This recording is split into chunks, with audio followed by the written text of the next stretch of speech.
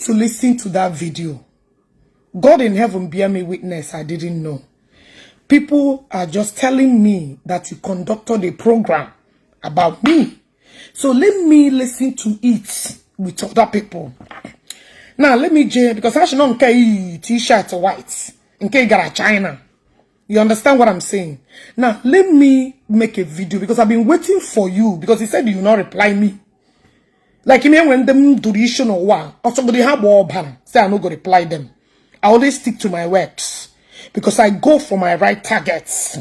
That I will not reply them does not mean when time ujiri, when the main war get bidon, because I know my target eri, I will go, I know me eri. I don't just fight you. I got chomoku before my chafoge. It will keep chomoku for years. I will just write your name to my saga list. You want to go? But I'm happy that they said you replied me. And I'm here to reciprocate. You want to go? Guys, share this video. Tag a shower one. Tag this Ogechi Okeke. Tag this onya working at Bonike. Tag this idiot. Tag I had it all. God in heaven bear me witness. I never knew that you conducted a program about me. Because one thing you would do for me, if you want to be partaker to this our giveaway, this December, this our giveaway in a minute, all the women and the men and they will have share this program. In a share, get share that tag, so I will notice you. You want to go? So don't come here. You know this program is one of the program that you will share. You want to go? Because see my December things are expensive. Dollar, you know, everywhere with pepper, everything. You want to go? So, Bliko, share this video. Tag Jpac. Tag a shower hall to my oil. Tag that idiot up na Egypt. Tag, and the tag this idiot. It will allow me scatter imo to liar that I'm aware of. That I'm one of the Odogu Sunana. You want to go? That I go to my aware. One of the Odogu Sunana no. Sorry, Keza this place Ogara. This Ozopro. I was up on my phone and on the line and I get. No one on the line, where I'm omega go to la and I get. No one that is aware. No one on a call and I get Jpac. Keep you with them. You say I pack my evidence the way for you. No one on a line and get a sister. Inside the room, okay, when the go to la, keep with the honor. You must be crazy. You must be crazy. Megara Ozobro, Jerry cover scene, Jerry cover program. Muwa de aware, it's even a phone, man, teaching a kemo. Eweramu nega go to la. Muwa ma di dodo, the person aboge don't say anything, and you know it. Get the person put on a problem because only the secret to me. Chideke ga ogo kuna kam look at idiot mpa dirty history anaka. Kebari with the guys, please share this program. Let us deliberate on this idiot jiri amuna what connection of AC. Kimere madu comedy AC. Muwa maga ofuma. Muwa de chema woge we miriam imotula. Muwa de awe muwa no na phone ne tichineke. Oyemuna yana ne to basarage. Mind your business. That without this thing you can't even get where you suppose. That's it. Muwa kine with wrong. Nah, I should have been the last person. I should have been the last person. That hey man. You didn't tell people the reason why you have not been replying me. Guys, share this video because let's go to your video before I start to disbang you. Before I start to oppress, before my stomach put to the guy who make oppression. But before my top to target that pie. Look at you. Look at you. Mama, KJ Gwegu.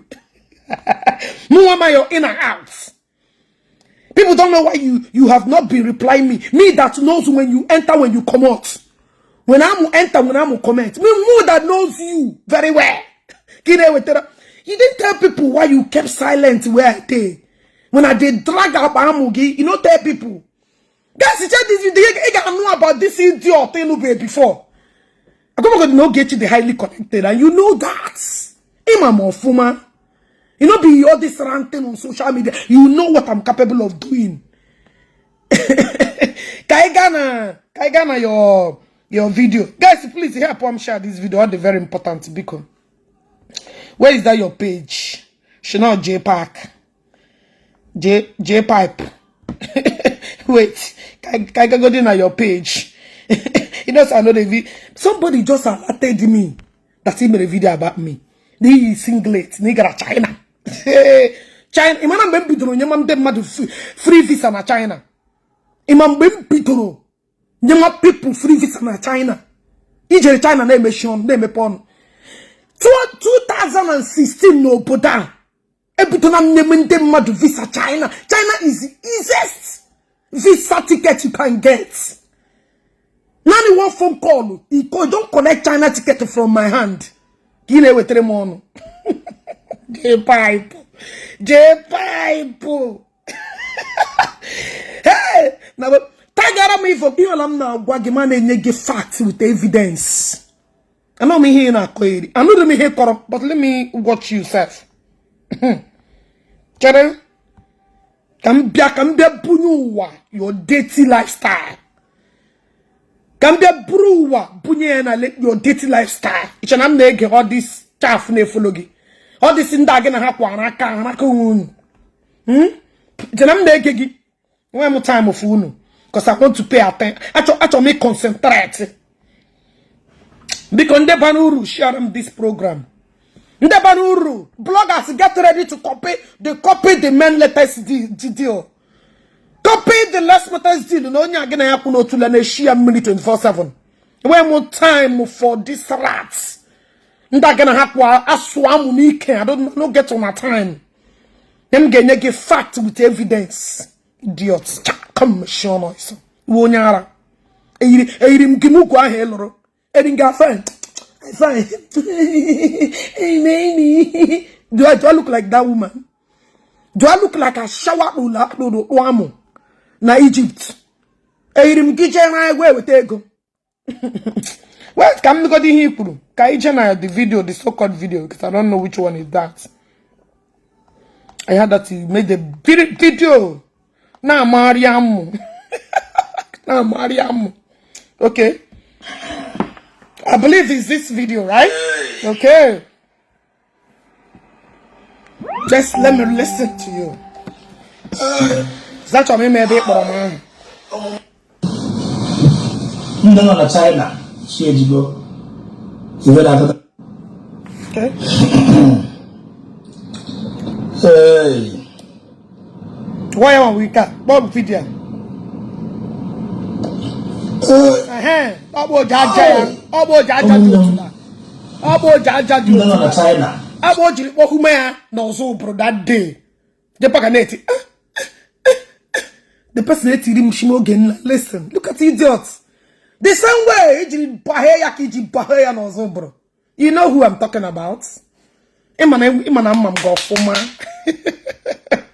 Can I go to Hebrew? You were at 244. Share them with the video. Share the video. Bande bloggers. Na have your information. Na mu akara. Iburu gata dia na mi puru. Anywhere you call me, I get evidence. Come on, man. You want to thank all my fans. What to know Ghana pago way. I want to thank all my fans. Come on, get the fuck out when I talk. You shut up, Iwonya. Easy. I want to hear what you said in this video because somebody just told me. What come now, man? I didn't need a video. And I video say don't travel China. I'm not the I don't know. Now, Bande bloggers, see what they have buru latest. Bande bloggers, she will come and carry latest. You made a mistake. You made a very big mistake of even calling my name. You could have ignored me as you normally said. Unyara. Ojotula work contract for MC. Muakine with it on. Mua that was listening to Mama Gagamotula. Get taking on your head, you have no problem. Go today. Why would you let Ogechi know? Why wouldn't the person let me know? Osu. I want it. Again with it on. Look at a bastard like you. A man that don't merit anything. For you don't collect it like one day, Rafu where I did. You will hear making me shit. Idiot that I begged for them to give him MC contracts.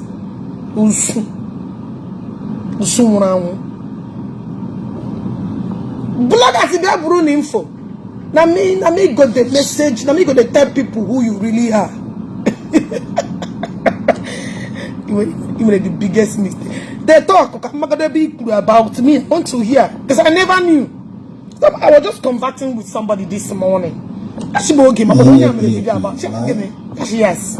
I got mad that I just woke up. All right, thank you very much. Sorry, I did not talk.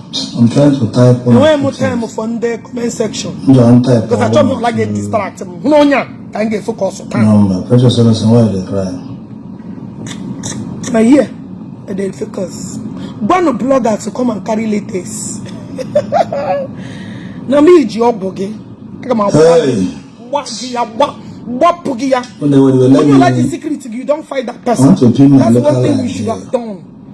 Anybody will carry your a good dating lifestyle. People should say when you're hazy. Oh, and then Kelende Buzomega Motule. You know, here in China. Kelende Buzomega Motula. On the Gebuzokele. 2 idiots. 66 260 205. Kelende Buzomega Motule. Ebane Susufre. Our boyfriend, them maggot. I don't know. I don't know how would they see me. I don't know. People always want me to be begging. People now talk about I don't know. But may God judge them all. God will booze a judge. I get booze a judge. Now you, God go find judge. Precious innocent, help me type this in Windows type on now. Type on this thing type on now. Jpac they focus. I need to all I need is I'm trying to pay this followers. Please help me type that number. Just type now. That number just type now. My local line in China. You don't need to China, I'm 1 week. Not Nigeria. Can them on Nabare? Jpac no go chop the money where they spend you. Are you stupid? Look at. Before my wedding, do you know how much I spent? Do you know how? From A to Z, now your wedding, people contributed. From A to Z, I will bring out the list. You did not pay chicken. You was a slave begging, crawling on the floor. You didn't pay nothing, no money came out from your pocket. You were a rat that to my present, my ear, my present, my own ear come on a jagito otula shege. Idiot. Which money? How much I spent before my wedding? Is it your wedding? Who died? I should have said Jpac don't know how to count money, or I don't know how to buy property. To my own ear, do you know the reason why I just go? You think I just go to China just to marry? People don't know how to talk. Just open mouth. Do you know how many people? Do you know how many people I'm here for their sake? Do you know how many companies I will visit here in China? When I will visit here in China, I can't just come to China. Jpac is paying. Before my wedding, I've been in Qatar. Didn't I go to Qatar? Didn't I go to Egypt? Didn't I go to Dubai? Did I use your money to travel? All the countries I've been traveling before my wedding. Everywhere we got Egypt, you was calling, begging every individual that is on your contacts. I may play a voice note, but it's quite unfortunate that that woman, your voice will come out. Madam, sorry, no verse. I am too brutal when I come to it with evidence. I'm too brutal when I come to evidence Jpac. You want to go? Oh, him Jim running to cover my heart in case of tomorrow. If he call me, I go play him. Idiot, when you travel to Egypt, how many people did you contact to feed you? Igbo Nyenka, Gapo Nyenka, Igbo Oche Bakasa, Gapo Oji Makasa, Gapo Nyenka, just to feed you. What go Egypt? Egypt go give out tickets. Do all these your useless followers? I know they pay them attention. Go they could another comment section. Now you are good face. Because I too many distractions this morning. Now you are good face. Idiot. My wife, are you the one giving me the money to travel? Gana ukukumba moki begi no. Abuche waramu. Did you go share chicken woke? And I forget. And I get angry. Who told? Why would the person let me know? Why would the person let me know? Ima monna na dibu na before. You make accommodate. You know. Usu. Itiga ka woke with the lamu and wega give me to. Usu. Give me a get on woke. It's not a man, no. It's not a man. You see on Usu. Mitiga. Masha get tiga na speaker. You know, be contract to go collect. You know, be contract to go. You know, say that person go call me, put in the cry. Hey, oh, you need to get what get you? Why you got one? Why you not go call me? Now my right hand person. Now my die hearts. Also, minute. And I go also, bro. You know, remember? Idiots. Eshiko ozu. Otula shinge eshi. Abamu ge eshi. Everything ge eshi. Without. Give me the sound, idiot. And the man very stupid thing. I should not share this program. Let me be your medicine. Let me be your cocoa. Any man where I not go stand for this word will never come. That person never come.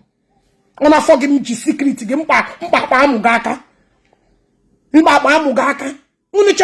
love her. No, she's not a liar. This one is number one. May the soul of what's his name? This guy Ifeanyi Uba, rest in peace. Ifeanyi Uba shake. Sorry that I have to bring his name. Ifeanyi Uba Pugi Hejiki na Bahamu. Akwa kem di awe. Usu. Ifeanyi Uba magagamu otula. Call me anywhere, I go prove him. Usu. Am I lying? Am I lying? Ifeanyi Uba wogi ko washe. Usu. Idiot. De mbalo kurogi iwagako. I should have been funny, or when in Ghana, I said, more like who you to Lanelu. Is it not what you said? The day you put me online, what's his name? Alisa, you was even on that call, and the two persons, I don't want to mention their names. I said, okay, the contact, if I get I'm ball, I say, to Lanelu, and you keep a hold to La Bolage. Is it not why you said don't contact two family, but before you told us to start calling any other person? People did not understand that thing. Idiot also. Ogechi Okeke Njaka. Mbola, before Ghana favor, she people who go to Lanelu. Usu. People who go to Lanelu, mage yakwa. People did not understand you very well. One of the person, with the person, no one of that so bro. When I say, oh, okay, we know them to begin a line. Oh, yeah, they take okay. Idiots. Now the first time that they nash you, they collect you back and back. Idiots. Oh, so you know what I say? Anything where you talk, say I am very smart. Onyoshi, idiot. Back and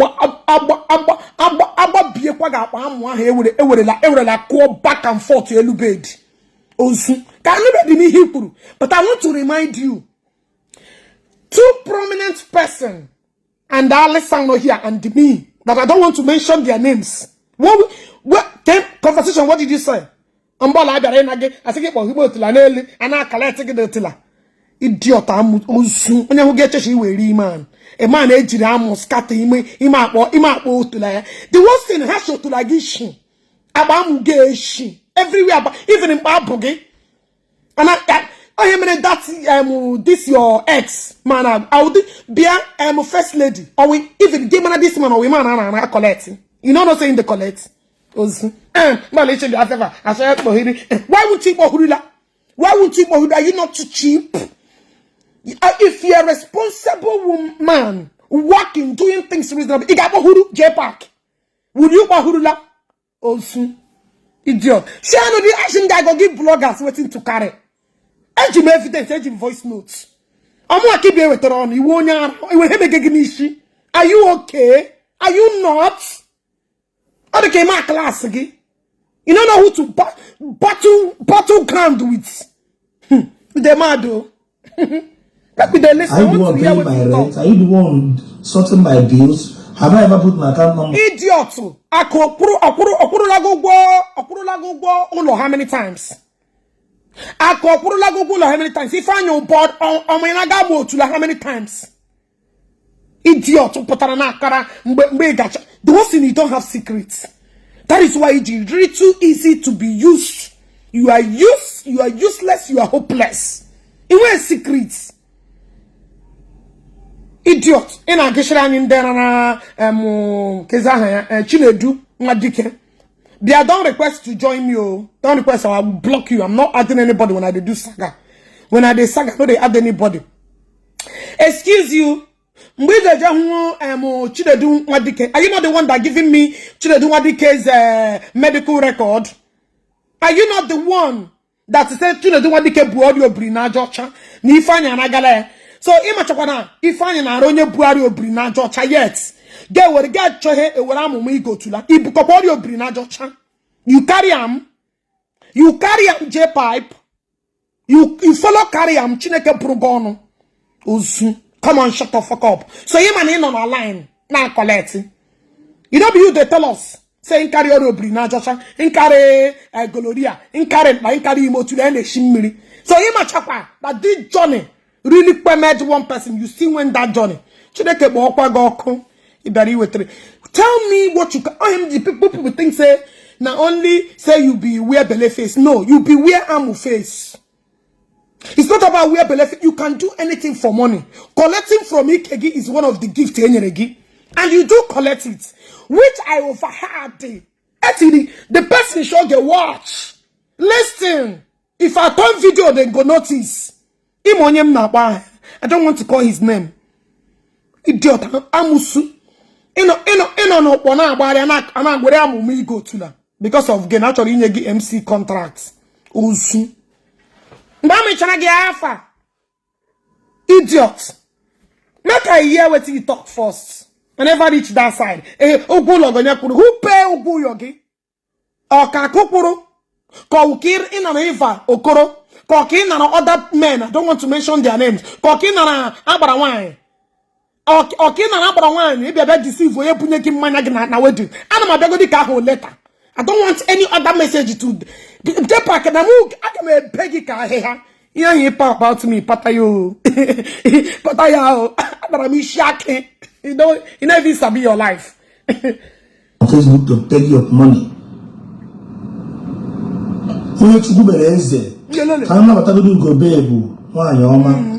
You know, people always want to see me cry. They look at they want to see me glass of tough tea, but and that again, and this a bit the page. And Ugo best go again and buy. Only how half a million for you to partner in hage. And do to gina. And do to give. Ugo baby not be your follow. I won't do to give. Now what you they do? Ugo baby they do for England. Oh, Ugo baby name. Mbokuru araga England, you go baby osaka hapo ya for kuro biana. You know they open and make okuru rakonya sham. Idiot nda shawo no na dia na di. I wish that man over 400 women be in Nigeria. Ikare hocha. Oh, your follow people. Ikare hocha they are very useless, foolish people. You go baby no they beg okuru ra making nyasham. Idiot ndala. Na Jpac I go concentrate. But actually, so talk they come. Now you are go give them woto. Dala. I'm not gonna let you walk. They're gonna hold the two. Just come on China. Where it get picky one person just about a visa yagawa. Come on China, you de bafoga your limbs like this. Come on China. Chinese you know to like water visa. Real Canada Igbos are choga visa.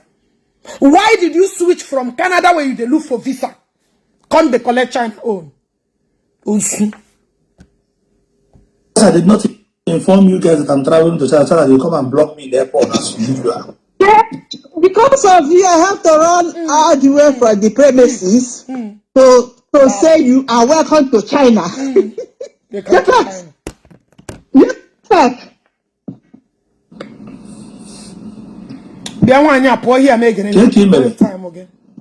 all the moment, my dear brother, no. You don't even need to tell someone sponsor. People give them money, help them, feed them. This is 650 now. Then I come at 250. Tell me you want yana. Oh, we're back. Oh, we're back. I'm not from the premises.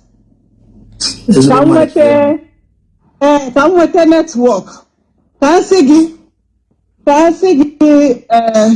Can I cannot reach you for the Jordan Messi and you know God should protect you. Igawago. How wishing Allah. Like these days, I thank God for my very beautiful wife. She's the first person I called. She's the first person I called in last year. Jpac in where we mother to many euro kesa haya ke ha this lady go baby. What did Jpac in where euro? Oshin down the way this woman, are you okay? Are you okay? Jpac Oje China. What is China? China is the cheapest visa on anywhere.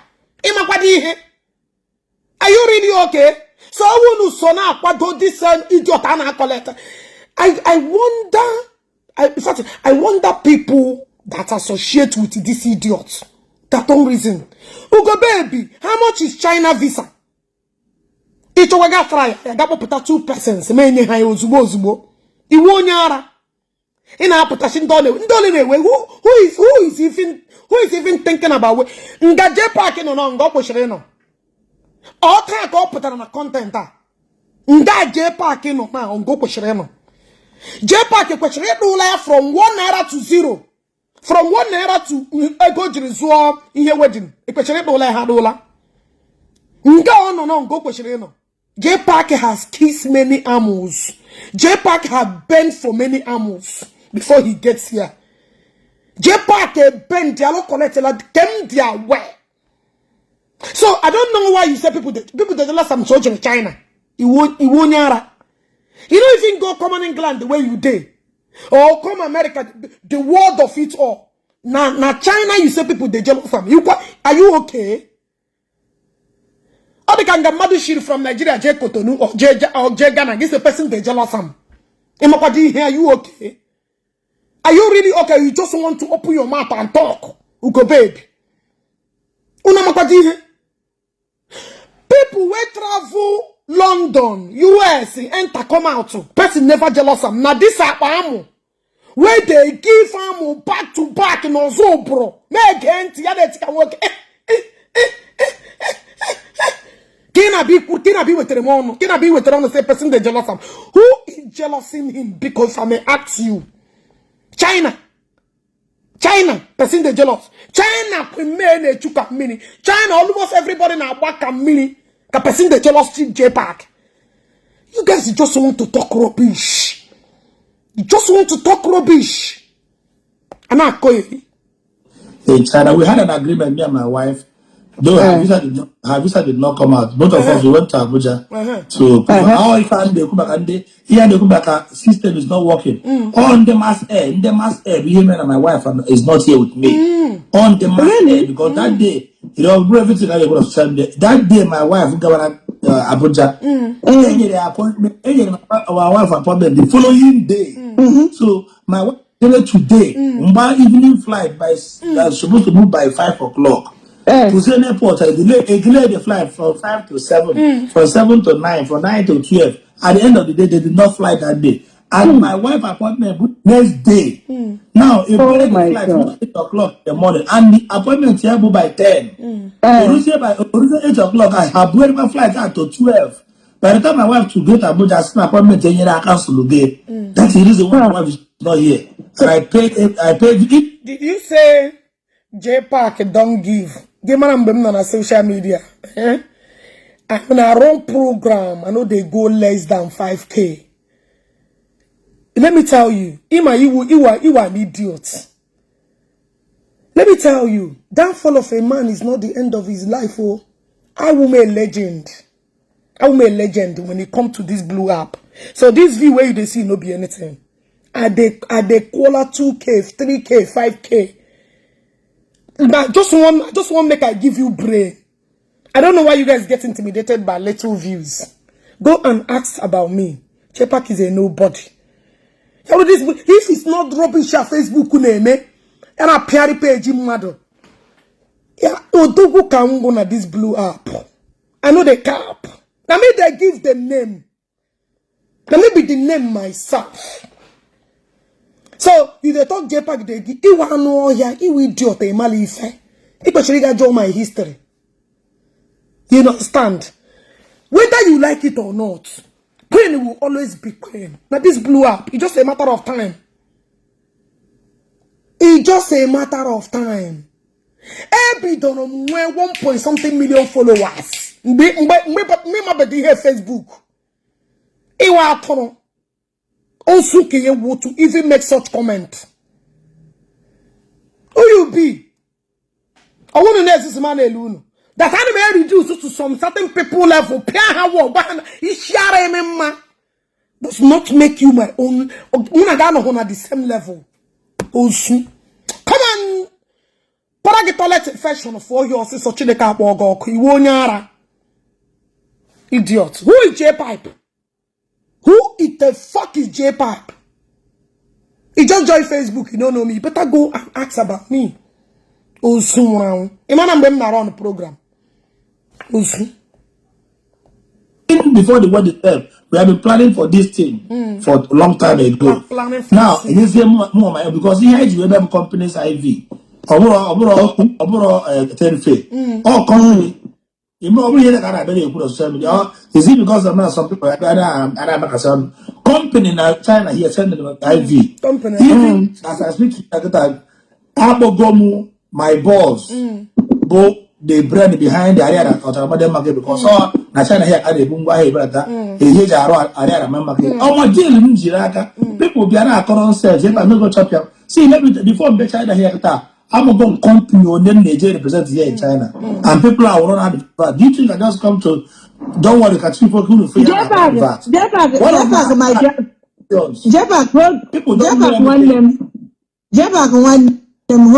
Hold on. I need to cost many people. I need to cost them. I need to cost them. I swear. Because allow me to do this my live video. Oh, he had that mother like this. It was very mother. How boy go it was go. Because leaders and a joker, they are very stupid. Okay. Most of them, 90% of people understand a joker. Their mind is evil, and that's the reason why most people dwell wow son noka. You will see somebody not a joker.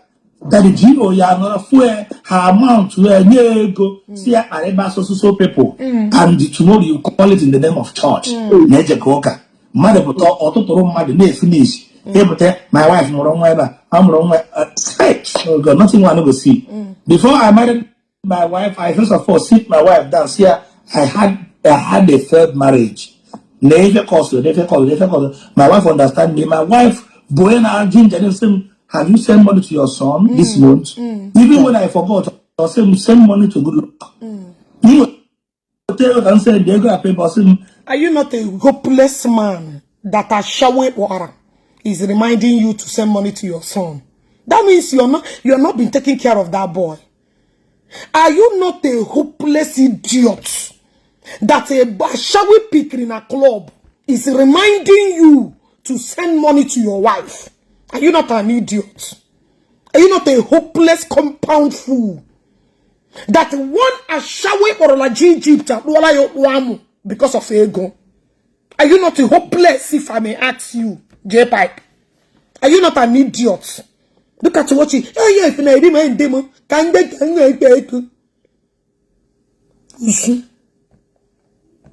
add money, send the ego to Mwa. My wife, boy, they ginger me, send them why. I got my everything about my son. Now, I married my wife. Nobody know them. Even Mandemri. My wife, my boss knows from decent family. Boss in Obi. Slow being the way she was. I'm on her toe. Ime Catholic communion. Nobody who doesn't know their father and their mother as Mama Boye Kusi, Mpe Boye Kusi today. Hey, Bruna fake news because of they pay them useless people. Go and talk about your wife. Now, a beg it about the other one to be more. A beg it. I don't want to be more. Okay. It's a simple thing to that person saying that thing. That now my wife Morona. Christmas, my wife with a good body for her to even born 1, 2, 3. The Kandewaka woman under 18. I don't know whether you can see what will be look. That is why, yeah, many people just look at also look at here in China. You can never see anything religion. No religion controlled here in China. You have, all these things. Can you get what I show Gigana church? Ni make a wedding. You know all these things, Jpac. Still going to Catholic church. Why did you take your wife? You took her to that place, got my wedding. The same Ndoka. Are you not idiots? Our people gone. Ndoka boroge.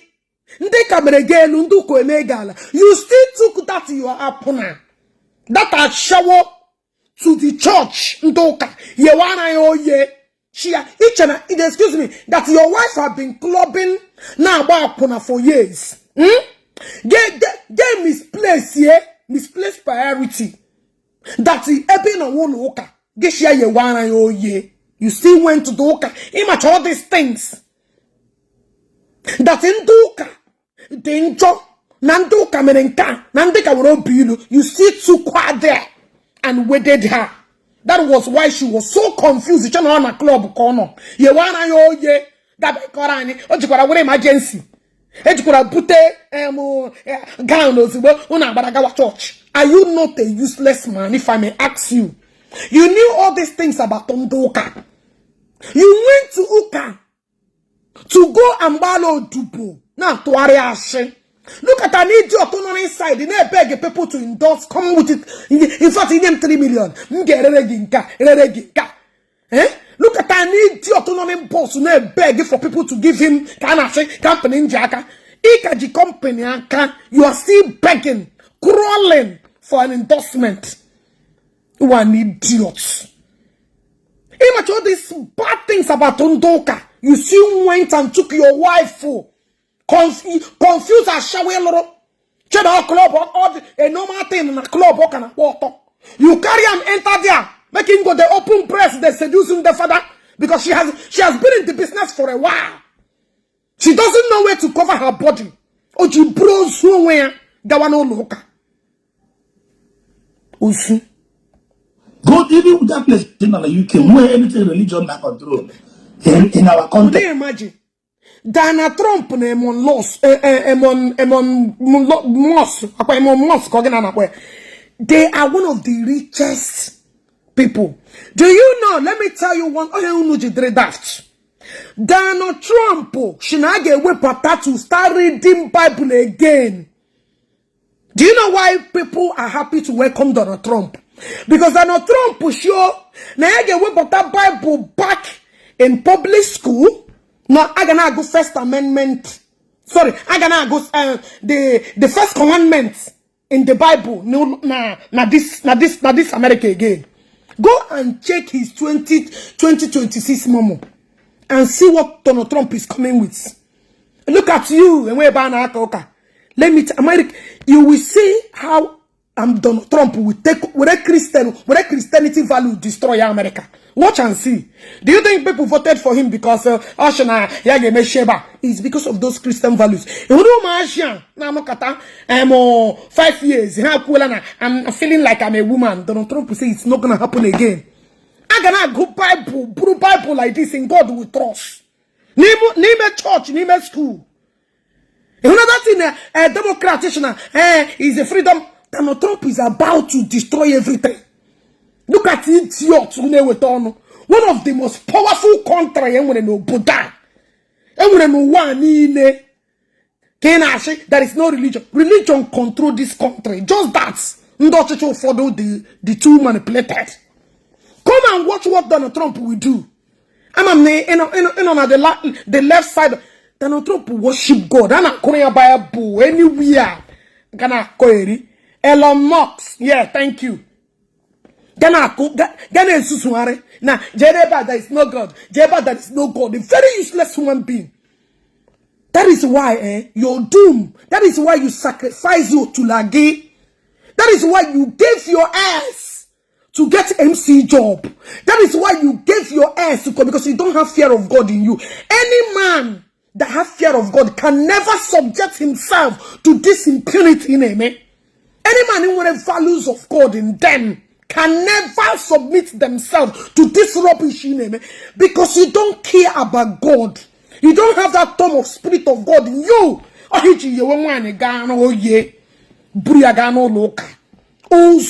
Whatever you do it because of people. Hey,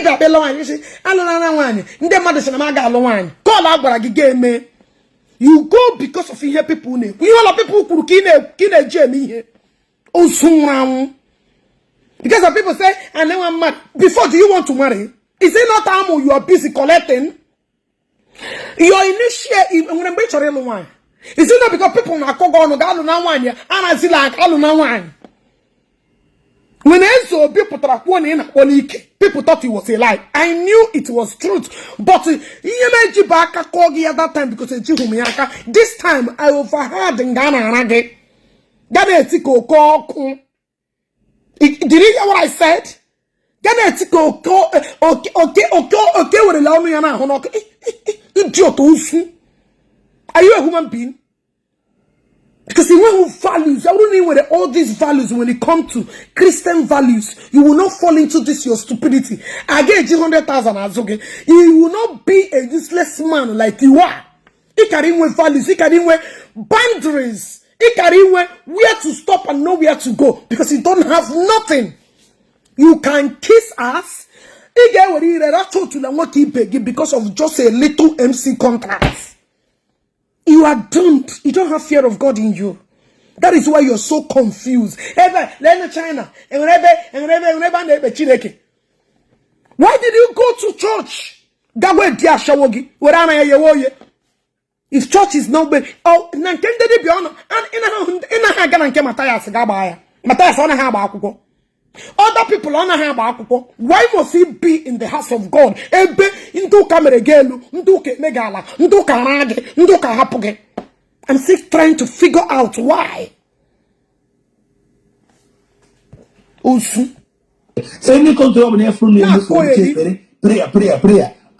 Somebody you see Nigeria, they want to visa go job. You want to say visa job, only for you to live that abroad. Like Nigeria, then they pay for cost breaking. That person is the Bema. Imagine. Tisha de no Donald Trump. Money, you want to visa Nigeria. Have life. Then they pay for cost breaking. What Nigeria and abroad, you need to pay for cost breaking. Useless. Say, let me tell you, you open a marriage with a man, keep as well. Snake is not a watchaka to Oronia. Tell marriage Georgia. May evil locate me and my family. Jpac, you the father of Ogechi. You are a snitch, and so shall it be on your head. You are a snitch, you are a betrayer. And when who it will get that no, okay, Baramonia war, the Queen Honia me. Where's you cuckoo? Let God bear me witness. I hate that man, but I have to say the truth.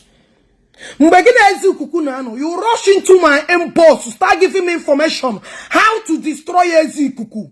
I know nothing. I'm the man in Ethiopia. I know nothing about him. You are the highest manipulator. You are an evil deed. You are an evil candidate. And when you hear no guy who did you were a manipulator. You were a dubious-minded person. You can snitch at any given minute. What information is you kuku? What about war? The one on a Japan, I go na goya, oh, when you're buying, I'm your former. You were busy. Did you say get your mother to you that is a demon? You that is a demon, how to destroy others? In Apatana, you are musu. Now, person we don't know you. Now, person we don't know you. I have worked with you. I know you. I know what you're capable of doing. I know how you can manipulate. I know how you can bring Igbo people. Get you when you information about. Look at idiot. You that is the grandmaster of Echichojo. Enwebe na choki iru hende mado koromanu be me. Nkam ne kukudi ujo se maino. Cause I'm a begi kokoro. I'm a begi kalubansa. Usu. If I think say bad against my humanity, you say every man is your job from day one. In your job of you, a care only are for unko. Monopoly makes a mother in charge of mother to falsify here. Akwa over just to come and talk about Jpac. Come on, them make. Can see make and go through Jpac, Akwa go before. To come and talk about anybody and you collected that money. Let everything you cost to follow you. Jpac, and you decided to run around and castigate other person. This cost now, let it be a reverse matter. And you decided to corner one side. Office call aginishi. He collect yakale ego. And the guy who is yoku kona anya. Kiyeni ni urusu aginishi. He said. India, go now already. Yeah, and then China. Come on. Maybe now where you call my name, I the way. I don't like. Come watch it. Guys, now share this video. Yeah, give me now to come and report this nonsense. Now share me and click off. Now share because you don't have work ever here. You don't have work because if you have work, you will put on my begi. You mara family background. Jpac, how many women how do you use this word? How many women this word I claim, but let me leave it. How many women can destroy it? How many women can shower kuku na decide. So you know now you become a saint. Now you are married, now you become a saint, right? How many women keep up putara all happen now this blue app? People are watching, they did not say anything. Say Lola wine now, it was a saint. It was a Virgin Mary. It was and this one you beg. Nda hunine. Ina na chat. How many of them do you know their true life story? Putala this blue app humiliate ye. Wa puna. Post hana ba puna than the pastor man. So now you use the same words you're using on other women. Every word I'm using, every words that I'm using on you, you have used it on our women, and I'm using it on your wife. Why are you crying? Why are you not crying? If people forget so easily, I don't. Every word say you sugar on every person, on everybody, I use on you, and that can use you on your wife. So why are you crying? So even on all those women, whether they are married, their boyfriends in here, whether they are not married, their wives, their future husbands in here. So you don't remember that those words say hot. Look at Anoya. Come on. Onye kponki aje church. Onye kponki aba igitu. Iloro la wane ge oronki a ba ime church je yema ya no ye. Je yema ya no ye na koyeri. Look at you. In fact, look at you. When man I got for Saint Mary, Saint Paul, Saint Balabas. Welcome to the world. Usu. Say, Iga, you think everybody will just forget about your rubbish? Usu. I will say one thing. Makachineke, anything all equal, ngwerela otapia make a kweme. I know you don't know nothing. You cannot chalam naka. The same way Jabia I took it and them madashe. You don't know nothing about me. Na saga ke na kom. You don't know chicken. Any fuckam. Because number one, nation imagine I'm going to any bunu. So how did you know me? How did you know me?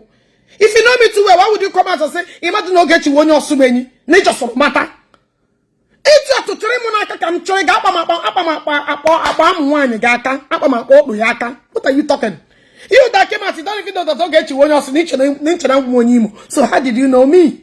Say anything is a normal share. On social media. It will not hurt a fly. Makachi. Say anything you want to say. I'm not for you. Can you put a more one? Look at. Yeah. But I just, my wife just saying, baby. Even make a baby, my wife was saying, baby, leave them, let them talk about us.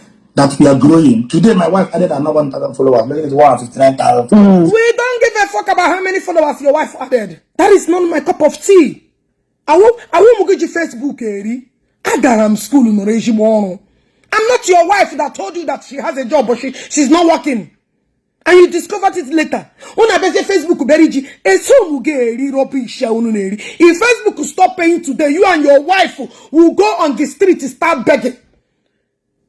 Your wife that told you now went on, you later discover that she know they work. Yeah, Facebook. If you like it, add 1 billion for okay, you know. I'm not after this rubbish. My Facebook wait to me and we hear them on man. What you concern me? Concern your wife added to 2 million. What is my fucking business? That is what you do here. You are here to eat. What is my business? My wife, the person. Are you on Facebook not to grow? You are here to grow. People will follow you. It's not my fucking business. Idiot. I'm going. You know? Those people. I know the root and background of them all. You don't know shaking. You are a blatant liar. Follow anything where you want follow. Now me and you, Jpac. Kaibe ya n'ụlọ. Kan bane sepe ya. Because it's your woku. I'm a chogagia to your bone marrow. I don't know when now you look for my trouble. You brought out Anabasaga. You went and brought out my dead father on social media. And you think I will let you peace? Makachina can anytime give me peace. Make I know tomorrow. I don't know when even one negi on your sumeni. My father won a COVID. You knew that I had also COVID that they gave restriction then. They were going to put my dying father on a hospital. Put my dying father on a hospital. They were not koromo. No kumuna gige picture. No. Ija utrame hi. Utrame nama. Before I will let you have peace, I will never lie. So anybody I may have a problem when I give you people. Do you think a man when I get a drama forgive you? You must be mad. It don't become that forgive. It don't become a quaramala. Why would you bring out my dying father on a COVID? Where are Jpac saga? Are you not? Are you not? Now you start to attack me on social media. I don't know when Get bit of content in the create to know water. Content everybody's not creating. I know, I'm on you carry my matter for head. The last thing he made that I will never in this.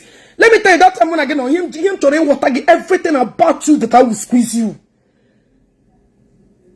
Only get believe back, be your own. Because I will wait till the dog I will get come home how you will react. My father on a COVID demand at that time anyway, and what also COVID in Alala. You must bury the person here. Mpam na hospital na area COVID at his life dying age. You snap the picture. You gave it to the whole social media. Those on a bury there with my problem. You that brought it out is my problem. You that brought it out is my problem. I will never let even I'm a lot of Nigeria. I will take you. I will take you. You don't know me, oh Munagi. I can make she here and I you never see anything. It's an agent now. Yeah, you can put away you. That thing you can put away. Munagi got like me and Bane say. Amado Hamabu Pegi in a big corobish. People, I get you live for Jpac. Really? Really? How? How? How do you want me to leave Jpac?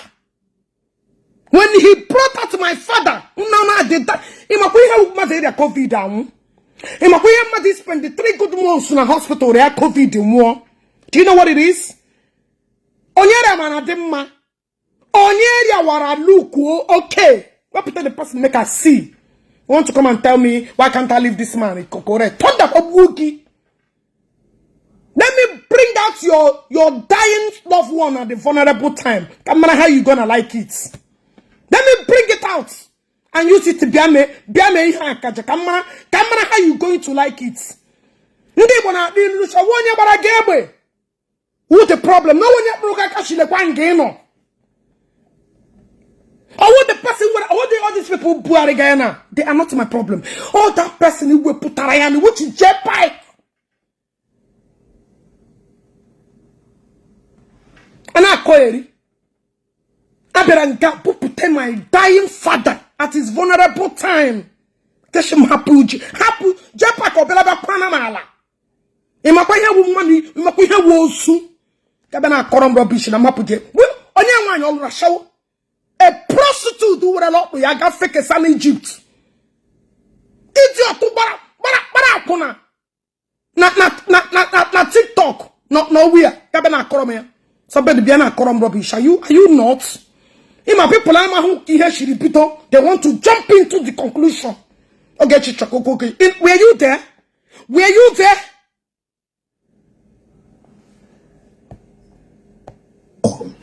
I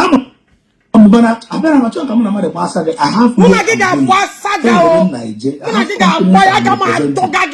Uncle Eddie, God bless you for joining me. I have companies I am representing. I'm not here to drag anything with anybody. I'm with a brand to represent. I don't even get time for myself. I'm a bit of a brand and down.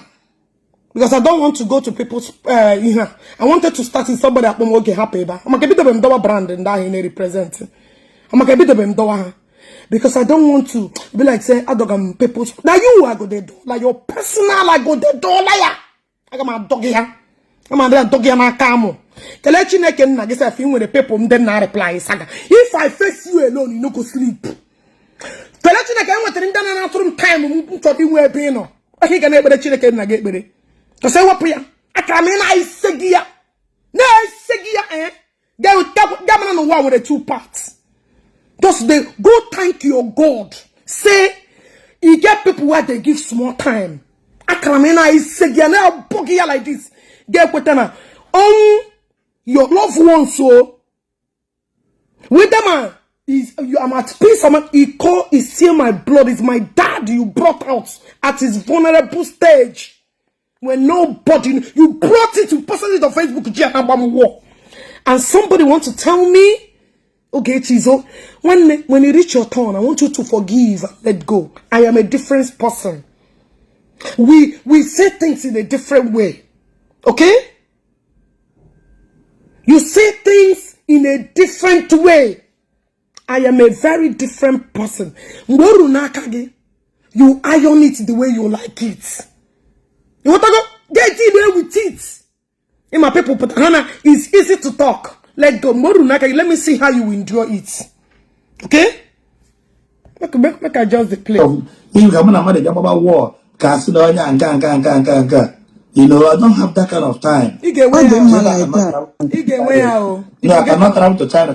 China, almost half of the Igbo Jew in China, they made business. Now, so somebody that will come here in China, all of MC. Now, only they will come to China. Book the neighbors. Book the neighbors. They go, they will work on na airport members. All of them are MCR. All of us, we grew up in Ajambari. All of them do to the neighbors. Don't worry, you will soon come to UK now. On Friday, our friend is coming down to this very area now. I need to stay here for advert. Money go beyond Nigeria advertisement. No problem. I'm a trade fair.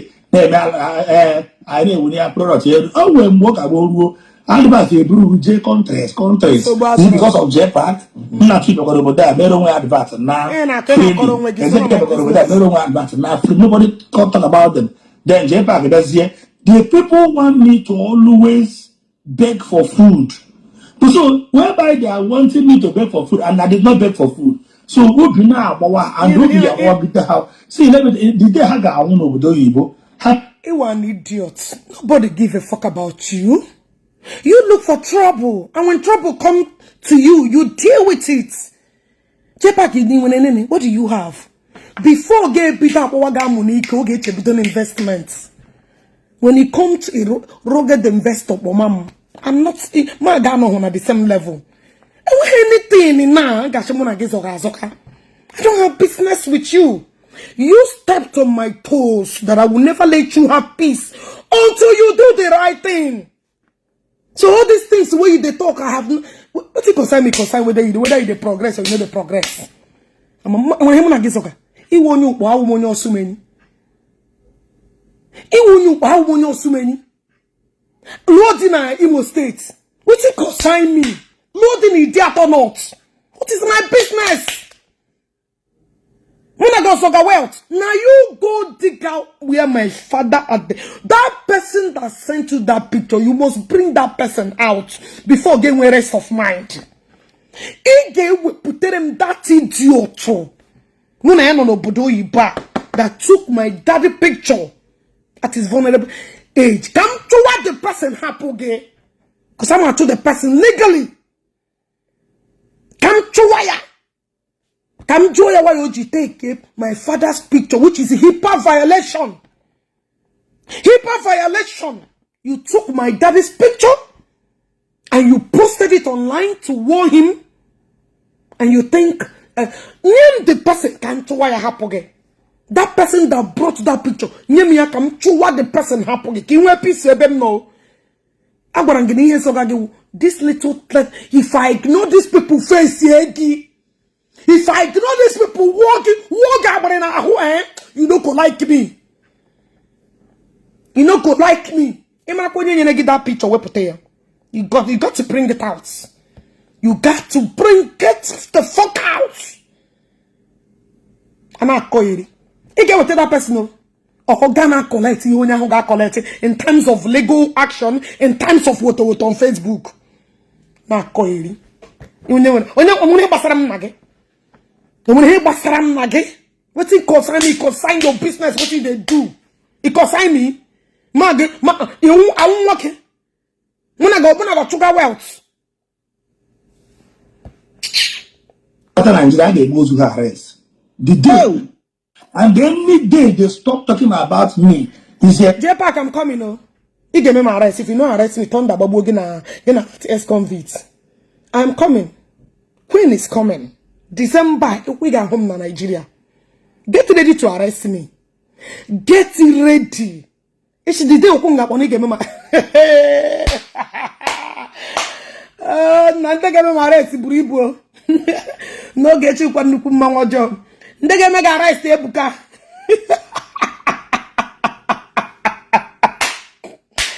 now a very hot cake. They are waiting for me. That's it. There are many. Oh, he's so he don't add. Jpac.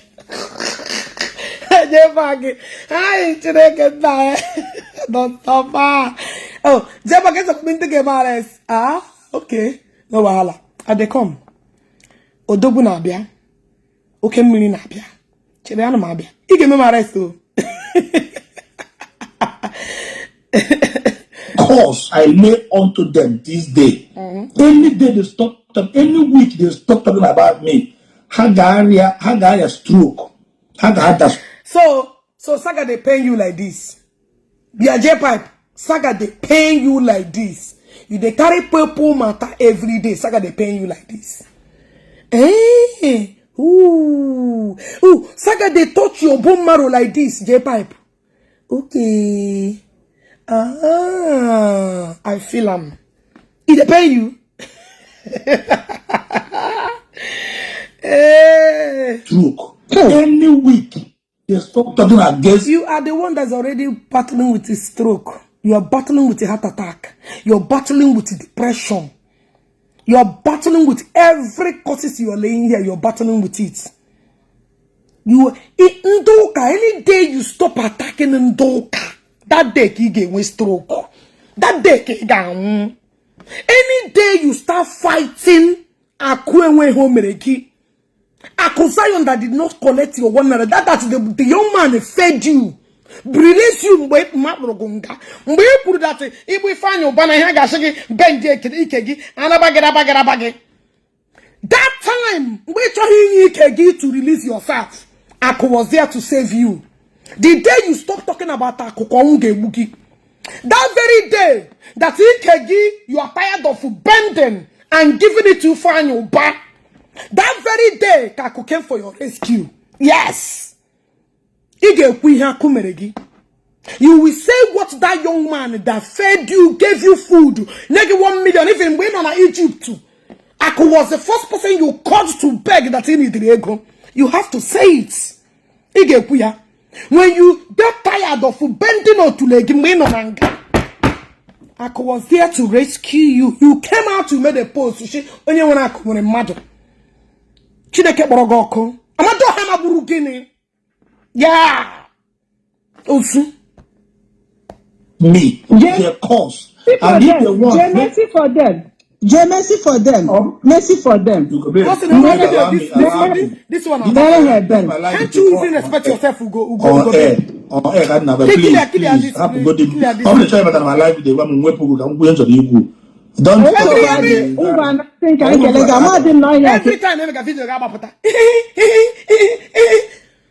go and sit down because shinga. I don't want to face you. But when they carry your thing, they enter anyhow when nobody call you.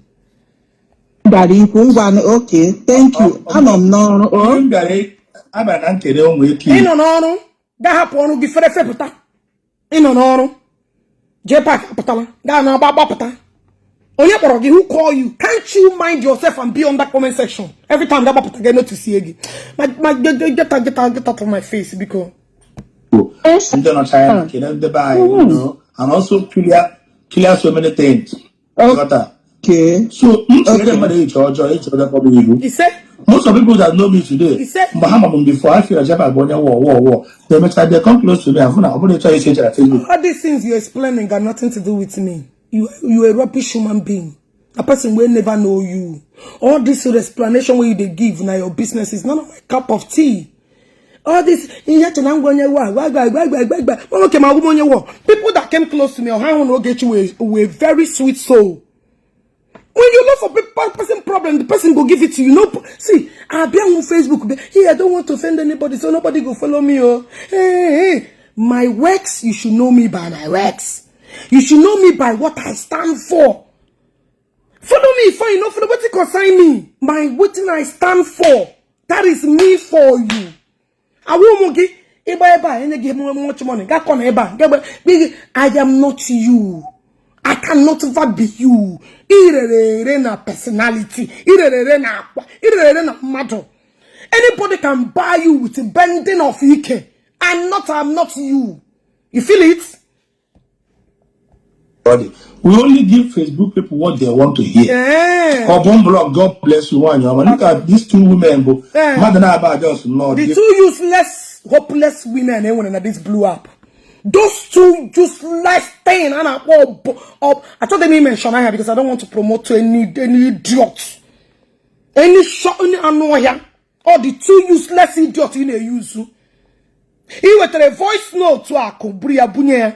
Player. This has proven to you all. My great grandmother.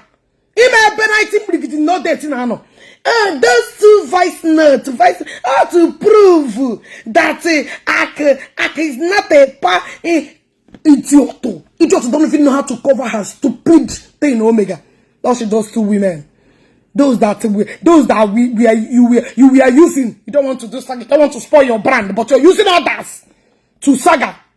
Also, you're using others to saga, right? Idiot. And the in a guy in boss who hang dengue usually.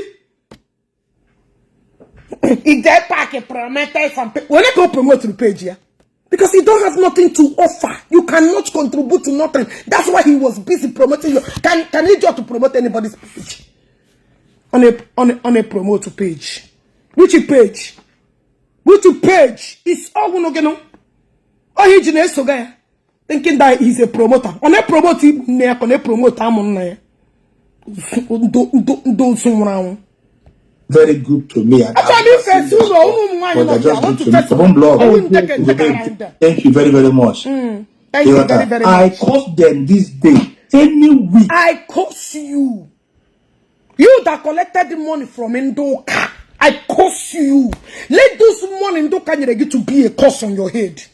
You that have ever collected money and betray others, that curse will be on your head. Peace you shall never find. Problem you shall meet. I curse you. The same way I curse that people. If you have ever collected money,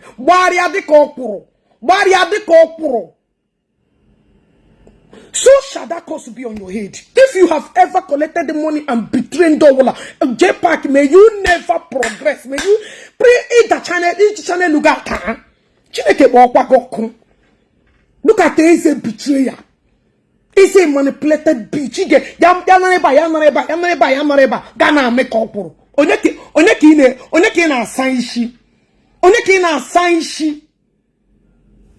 Ewu. If they want to know whether this my cause is not effective, any week they stop talking against me, that they will force stroke. Shut up, Meshano. Even the cause they cause Kagema. The cause that coming out of your mouth, Kagema. Any day stop really to wayo wonge. Any day you stop going for kurukere. Onge. Uruka mototo. Chineka bogokum. Any day you stop manipulating yourself now go so kurukuru. Chineka mogoku Jpac. You that betrayed onyo lagena. Look at you. You that can snitch because of common 100,000. Guys, share about this video because share me. I'm only telling people that are interested. Share. I'm not talking about who we get here now. Actually, I'm going to time. Dala. Understood. This time immediately. It say Uke baby. He got a stroke for supporting Jpac payment that Owonya Kazu. He said who got like an issue. That is the baby. That is Sega Laginishi. Okay, Laginishi. Because in a Jpac committee. In a Jpac Barakuna. In other people Jpac collect go against them. Cabinet Tribi. Sanga Laginishi. Na Koeri. Respect for the work no Mugeru Elu Gabana Koeri say. Magmaktaine Susware. Any week is a cause. Today's the deceive. Now, I go another day here in China. That's it. Continue. Any double na happens in Kumaka while a week. I had a stroke. Since they don't have any. You will that ega don't get a dana stroke dan la dimo kega dagaka. Kega dagaka. I'm not gonna be cool about me. What to do again. to track them. To track them. Useless set of people. Actually, Jpac whereby I did not do that. I would be now for I am in China. If I come back from China the first week of December, my dad another country. If you want to buy, go and buy Jpac. If you like, J to Alili Pota, it's none of my business. If you like, J to Alili, go to your grave, go to grave, go to that place of Pota, it will not make no difference.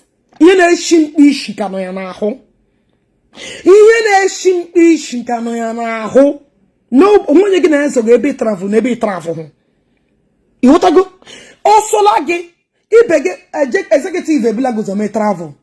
Obodole Samuel's man ebula goes on travel. Many of them have traveled before you. Nobody had their voice. Other content creators who don't travel come back. Why must your own be a big deal? And when you basara be travel, maybe she lotta.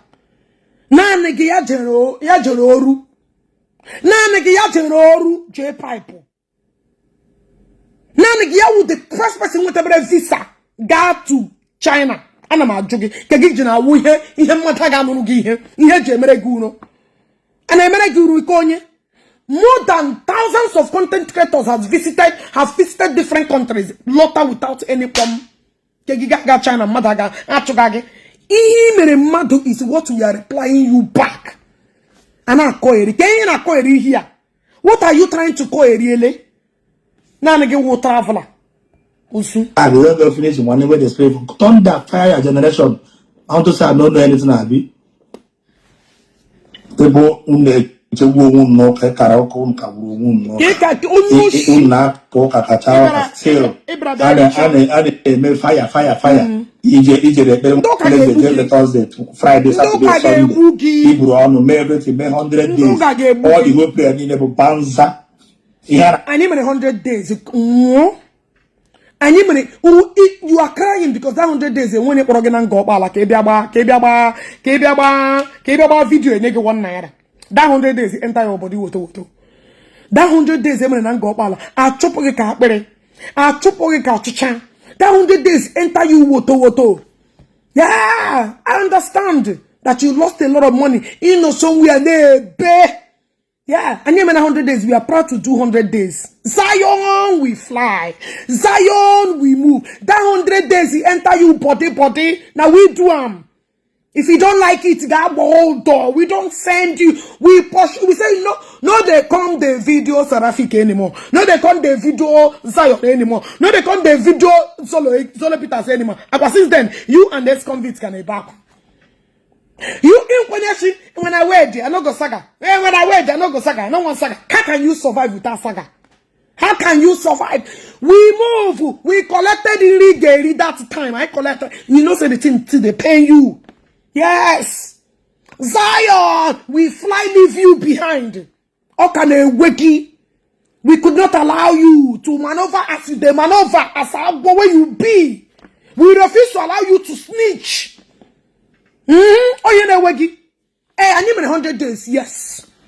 Mechanya, yes. It's one and those days are gone when you get used to this so-called manipulative stuff. Ndoka. You don't forgive. Yeah. Go with again. He forgive Wole. He forgive Wole. He wole upon again. On your shin. You that run to Ndejibia, a collector, Ndenichon, Gagantoka, Gakoro, Equeshrino, Nganga Kikweshrino. We move with style. And you collect our 100 days. Even another year, to you got where. Another year, you go see another 100 days. We go do them. And then, there's another bendy collect your MC contracts. Yeah, we don't do them. To me, go there for myself. Hate.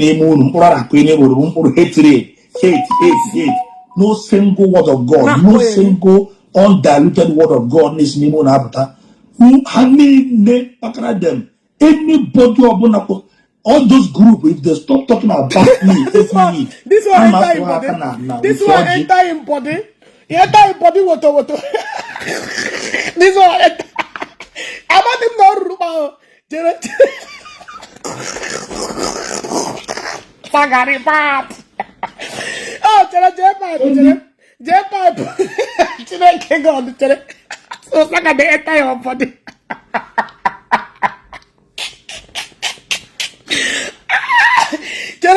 Second, every day I put that them at the door have vam. Oh. So when you go belly inside the neighbor, the good year up other people je beggar their own partners, Akwa. Yes. Up other people to bury their own partners, Akwa here to throw Hana blew up. When this Akwa loro, na my boy I shower na lo shawalo. This a shower loro. Or putala berega Akwa. Daddy, I didn't do anything. Every time I bomb. Or putala berega. Oh, you girl. Because since where we dey saga you, since you dey for social media where you never marry, you dey saga people dey saga you. Ogechi do issue before. Now you be the founder of saga. Now you be the person. Madu get lega doro wanyo nya pusu ya na doya lega. Eh? Na doya leg. Oh, he enter your body. Ah, he George. But now I was Ogechi. Ogechi don't they do shit. With those Ogechi, on a gauge hearing. Every week, they stop talking about me. I got a stroke. Oh, that stroke, no. Back to you. That stroke, no. Back to you. That stroke, no. Back to you. Any week. Back to you. Any week. Back to you. Each of them about another person. Back to you. I won't talk about you. Back to you. From that time. I can make any pop. Every week. And I know you've seen our Jpac, Mona go make the popular. Jpac, Mona go make the popular. You and I, who popular pass? Jpac, you and me, who popular pass? Another person I refer to more. I don't say you're not referring to me. Because if you are referring to me, you are just fooling yourself. Jpac, when you might before I start Facebook. Who know you? Jpac Onyemagi before, you know, when they talk all these things, they make me vex. Call up Patakwara Sharia man. Call up Patakwara Sharia man. Jpac, who knows you? Onyemagi. Before me, when they run Facebook, Onyemagi. Back to you. Offering it to Nishigi. Who knows you? Oh, Makana, Aleluza lost. If it's not Facebook insult, Facebook onye Jpac onye wuge. Do you be? Who you want make popular? Me? That's the video. Any week. Back to you. Back to you. Back to you. I get boogie. Jpac, I get bua shower one you got. Where is my Ogechi? Hey, don't worry. You know this course, I'm coming for you. This course, I get boogie bosu. Hey, I think that my Ogechi no. Mama, why I need to show Ogechi? Mama, why I need to try? Mama, I'm gonna make it. Don't man. Chere, I get boogie. Chama that show Ogechi. Hey, I need to go. I will buy new one. I will buy new one. Chere, Chineke wakwa gokun. Ena choku bia na ebe onwon. Tonda babukwa egi. Hey. Hey, ngam de ma this Ogechi. Hey, ono so ime here, o so ngam. Who is this Ogechi? Jpac ma be nyegi ya woto. Ma da buoge di onu, buoge ka won. Chineke buoge onu. Chineke Bogokun. Cheme they talk rubbish in Oganano. They hear you. Na thought tabuku onwegi na oji. Tabuku onwegi any week obuna. Ide ko na Jpac. Oji bukwe egi. Ayi Google ozu we bata. Any week You did not talk about Jpac. Back to and you. My wife. If you did not drive my wife, to you. It got the stroke. Back to you. You got the stroke. Back to you. Nigeria will reject you. But you will read all the rest of your life in abroad. You can never. Reject again. I can never come back. I'm coming December. Muna gige kwete na December. Muna Nigeria ma bawagi. Na enye wanye. Give Lagos as soon as I dey land, I go they give it to you. Woto. Jpac kwadoro mka kwadoro gi. Ma gima wanye gima na dunu pa. Oh, you should mama lotala. Lekwa ge. See me, see you na Lagos. Upon na Lagos keno. Ma do magia. As soon as I land, I go to even na land the best say my camera in airport. Domayan one no shayolam. Yeah. Munagi, Nigeria na kono. Nigeria na about people war. So me, I no go come back on war. Thunder but you see, any day when I don't even know say you made video. I don't even know say you made video. Oh, soaking at that your useless as shower wine. Amado hama booking at your wife. Amado hanaga shower ga hello boy wine no baro church. I thunder babu kweti. In a koeri. Wonya. The day you get about Nigeria, I will not accuse you. Okay. Jpac. Mlota Nigeria. And we hear many money. Jpac. Onge. Onwanyege. Osugi. Osuwanyege. Tonda babu kina. Ashimu. Oria urukwa heje. Come go only for you. Jpac. As you open your mouth to curse. Muna gonya puso chipe yoku. There you brought out my daddy no that's at his vulnerable age, at his vulnerable time. Get where ya pata. Jpac, oh my daddy ji lie ya.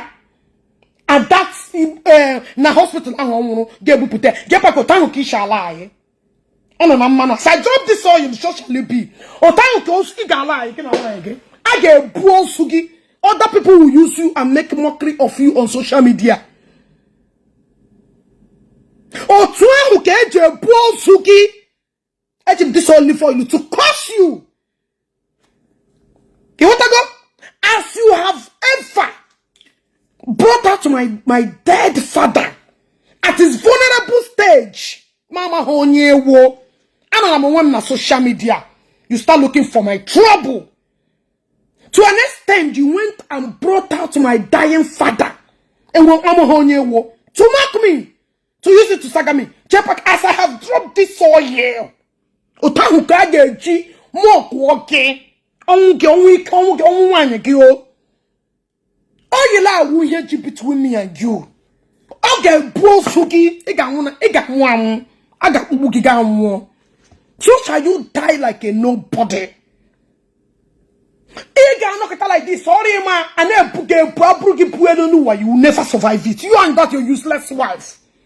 Otahi you open my dad, they say a picture. Otahi you put a picture on social media. Jiggy me ha kaja.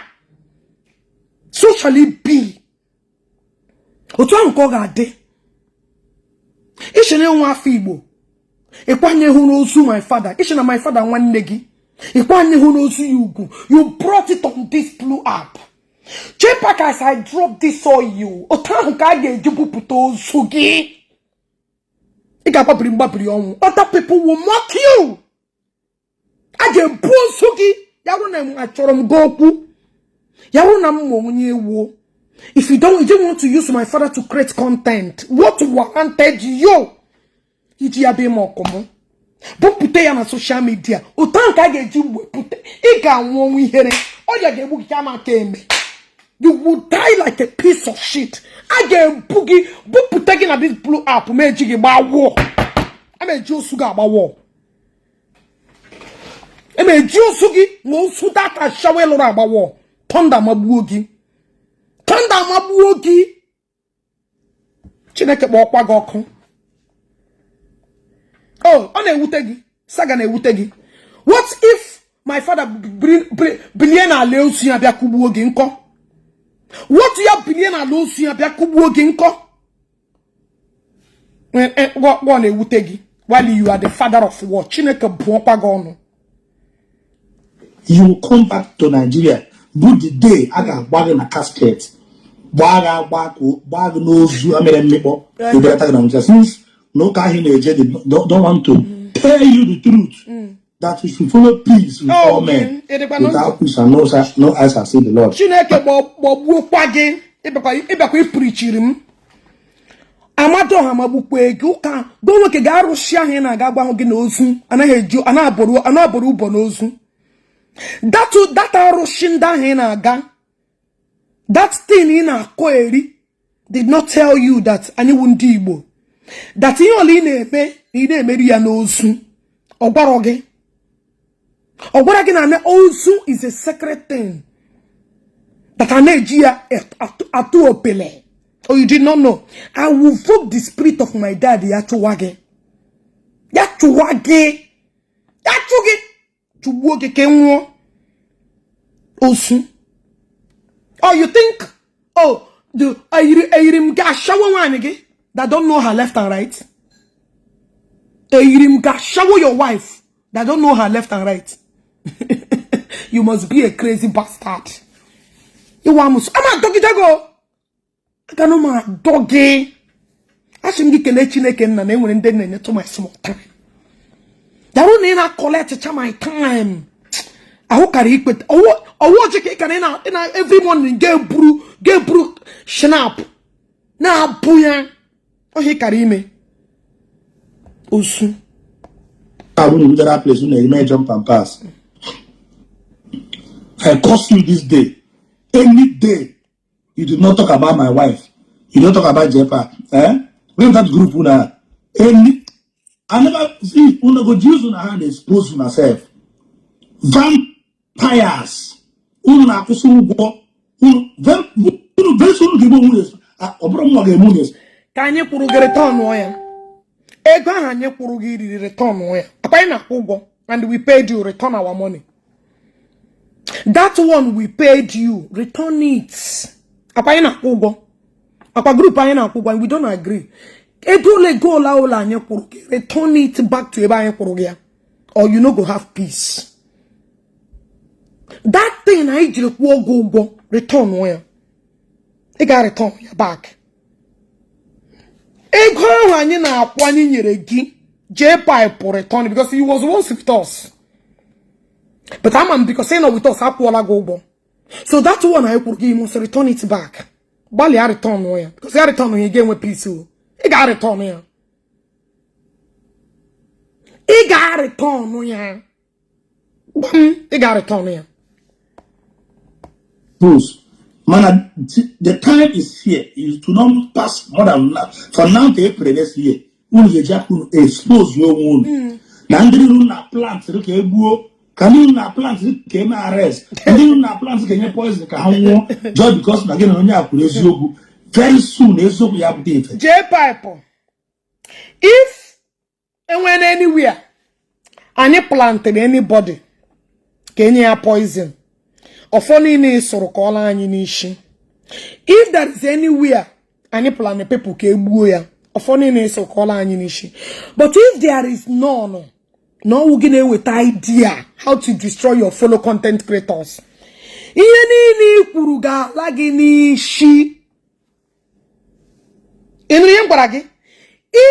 that all we get with the ideas in destroy your fellow content creators. If you are the brain behind it, Jpac, you wouldn't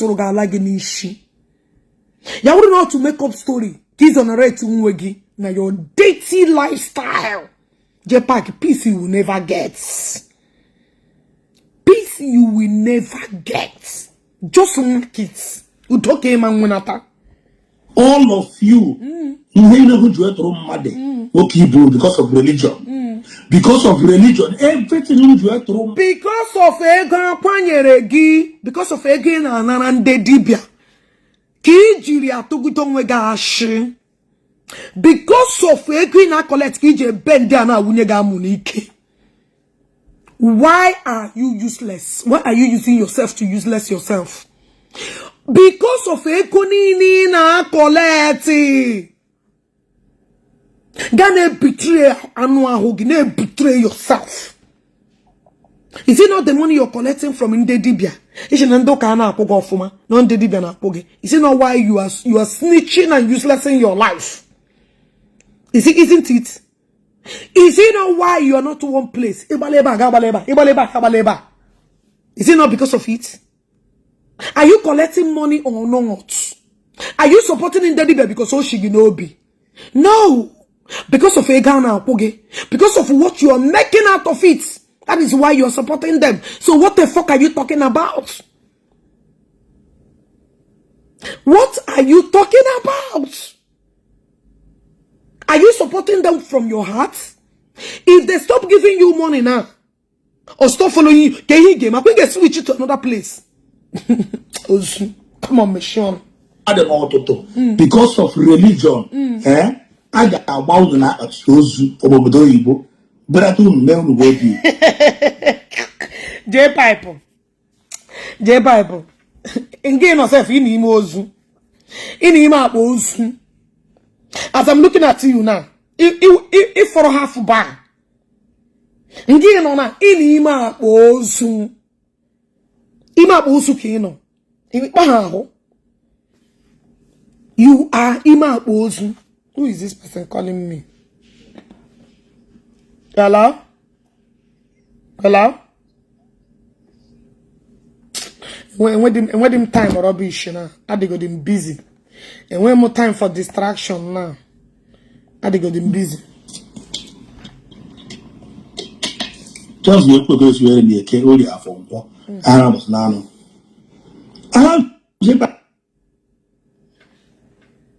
Anyway, can be a block wagi because when more time for I won't be na mood duke koma shawogi ma reply agi. I no be the mood duke koma shawo. So come up go digi continue. Madna Basaga. You talk about Basaga. You know, we are about Madna Basaga about the saga just like boss Lemona a son Barasaga, plan or saga Basaga. Or whatever about view, but I go. Oh, you not plan a saga. I did not plan your saga before you brought out my dad. I don't plan saga. I saga truthful. I did not plan saga. I saga truthfully. I don't plan saga. So yauru mo saga na plan a saga. I don't know the plan saga. I tell you the truth. The truth is what I tell you. Bleacher. Oh, Bleacher, when time, yeah. I don't block the idiot. When time, yeah. I shower. I know they attend to a shower when I'm talking about some important issue. I put no get level for my important saga. I'm gonna be a bench here. I'm gonna be na ji uya ebo barakuna. Who here? They were different saga method. What they were high class saga. Nke ya wo mo apuna. Boria. We know they discuss them. Now, Jpac, when you brought out my dead father, we didn't plan it. When you came out to saga my dead father, I did not plan it. I do not plan saga.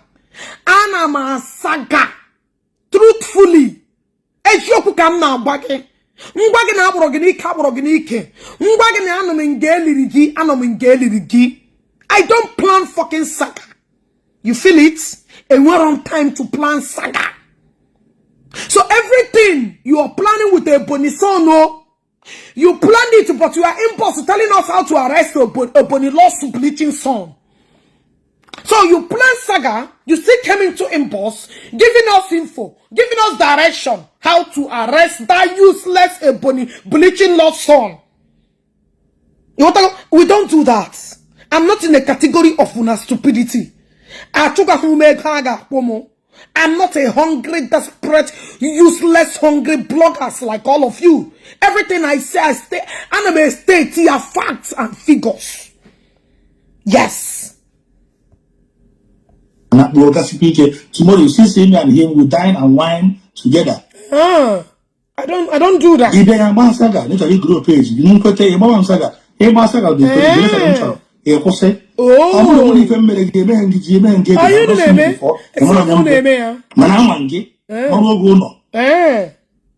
Okay. When you will take a back on, only never on,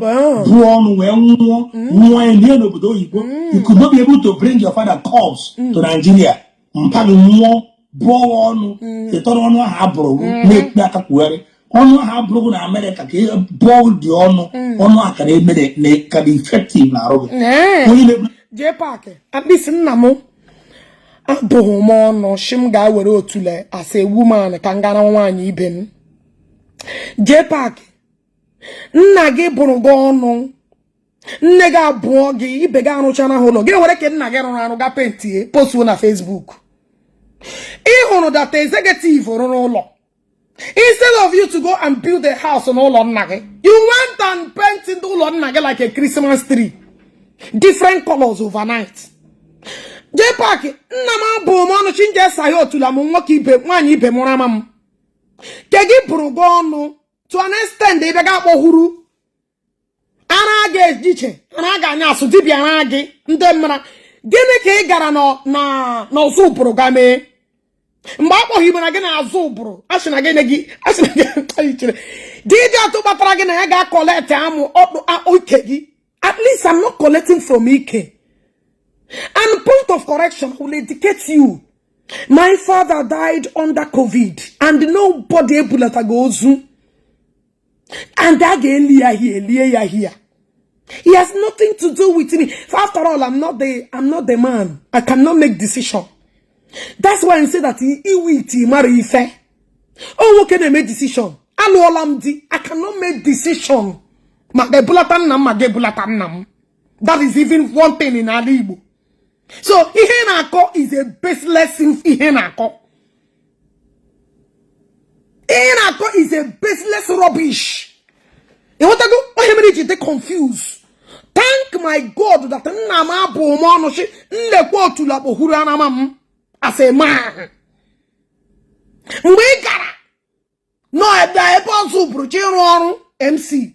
I should get any also. Ganeti. The man has to go one thing. Kage Juno. The man that contracted you. What are agency hire? Oh, to leggy. Kejiri metashenye to get part. The man at Uroge, Rajagi, Apoma call the show game here now. Because when you are going, I was there. When you reach there, I was there. I was listening to you. Also that can collect anything just because of money. At least I am a woman. I cannot make decision whether to carry to come or not to carry to come. Moreover, I am the last born. That my contribution is very slow. My contribution is little. Because you are useless. At least you hear they. I know they collect from Ike. Let them begin, they give you all different type of akamu inside Ikegi. I am not like you. I can never be like you. I cannot buy 1 naira. I cannot buy 2 naira. I get them 100,000. I'm not a snitch. I want poison. When you came out and said that Akwa okuko poisoned you, when you said that ayayanando mereginka unko, you are just a thief, a local one for Aboro. Na Jpac nyeki 1 naira. At least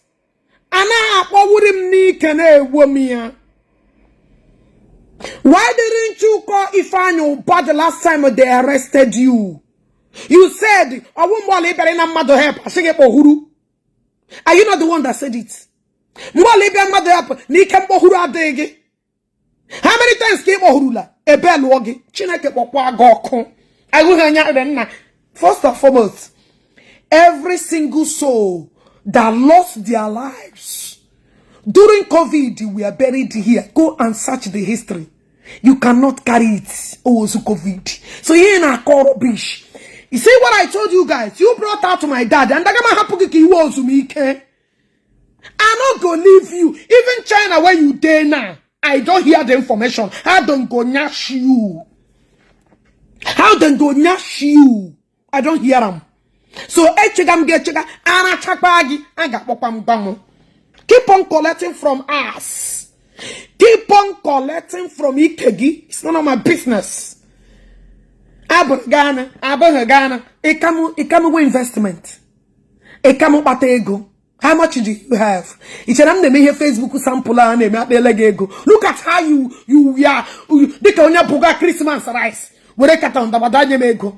I'm going to crawl bianare na social media. Chalama bet your voice notes. Then I bam. I usually bring her gonna look at the idiot. Mugi. Jpac gare la gabo to la contribute to la go. I know they collect for back. Also, Eyirim Gewan Gichari Egypt, Abdola Yotwamo. Eyirim Gewan Gichari Egypt, Abdola Yotwamo, Gane back inside your room. Shadow one go to Amo. Do I look like that? I shower. Public toilets. I ponelo public toilet. Ejiram Egypt to scatter up before Galoma. Eyirim Gia. Do I look like a wife? Eyirim wanye ge. Egypt were amu sharia. Akwa ya no tula akwa ya no.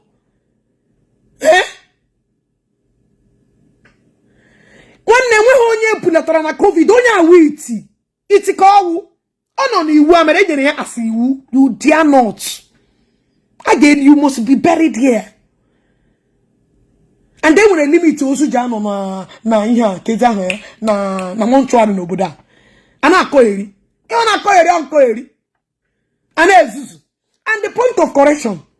Onu ala wunu no boda na emere ya fundraising. My father is not the first. My fundraising any mama ego ni nem den madu na fundraising ego ga wo surplus. Everybody that based in the state in hana ge mere gi fundraising. So here na call rubbish. Rob each or ask anybody where they obodo you. On your land, you must contribute. Okay, she be here. So here na call rubbish. You're talking nonsense. The board of contention and I walk in kekana. If I knew that we should not reach out to Ifani. But what stop you then? Arrest. You were stuck illiterate. Imagine. And whenever you talk, people will see the level of your reasoning. That one in Akwa with the talk. My main thing is, oh, soon that me putere ki geja collect na come on to ga all these things in Akwa rubbish. Oh, in Akwa rubbish and we pass them because everybody know the rules at the times then. Also, okay, so you learn about them boss na bag na Akwa rubbish. Because now one thing or another about your work. That can't be again. I don't care. I get anything in our world. That is a normal thing. But as far as I'm happy that I'm not a man in a who another man that one alone they give me joy. That one alone they give me joy. You feel it? If they give me joy. In America. I know. Yes. Yes.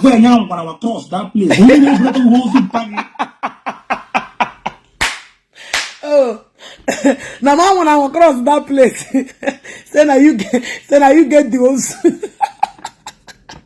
Now my papa is my family problem. It has nothing to do with you. Even if my papa tell me say make I no cross, even if anybody tell me say make I no cross, it's none of your problem. It's my family wahala. It should not concern you.